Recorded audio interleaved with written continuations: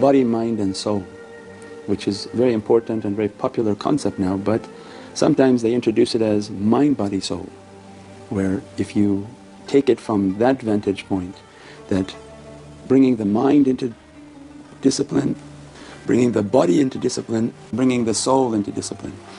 Sufism teaches a slightly different version of that, that it's important to first go after the body. So it's body, mind and soul. That we understood that if this physicality doesn't submit, if the physicality is not really going to discipline itself and come onto a path, then how is it going to discipline the mind and how is it going to affect the soul?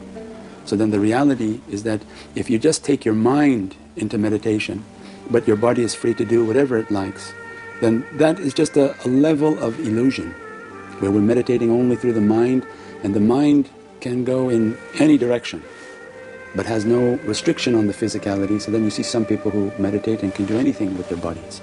Sufism comes to teach us a energy and holistic way that if you discipline the physicality, put some restrictions upon the physicality, bring down the power of the ego, bring down all of these desires, restrict it, instead of being a wild horse it becomes a tamed horse. And anybody who has seen or watched how they tame wild horses is that a horse is not easily going to be ridden. He's not going to allow the rider onto a wild horse. He's not used to having anything ride him. So then the concept of breaking in the horse, which is the wild ego that has never been told or never been disciplined, means then they take these bags on the saddle, fill them with bricks and put this weight onto that wild horse. And the weight onto the horse makes the horse begin to buck and kick because it's extremely upset with that concept of weighing me down. I was free to roam as I liked, means that that horse has to be weighed down. And these disciplines are teaching us that it weighs down the physicality, that I have to contemplate on how much to eat and how much to drink and how much to play and how much to give to this physicality.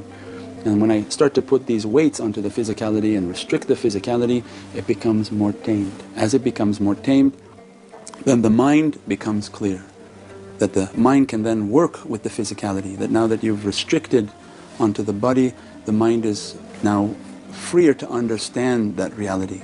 So then in Sufi meditation you would meditate, contemplate and discipline yourself. Once you put these disciplines upon the physicality, at that time you close your eyes and begin to control the mind, that not to think of too many different things but think of the Divine Presence. Think about returning back to that ocean of light.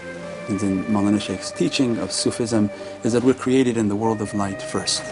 So then that's our nucleus, that's the center of power. You can't be in existence without that center of power. You have to have that nucleus. So that means we come from that world of light. And from a small portion of that world of light, it's sent down until the time our physicality comes into existence. When that baby is born and that birth is then written and destined, a portion of that light is put into that child. So then the greater light, the greater reality is always in Divine Presence, is in the nucleus. And our physicality, like the electrons on the outer ring, is what's manifesting. Sufism is teaching us that all these electrons, they want to collide back into the nucleus.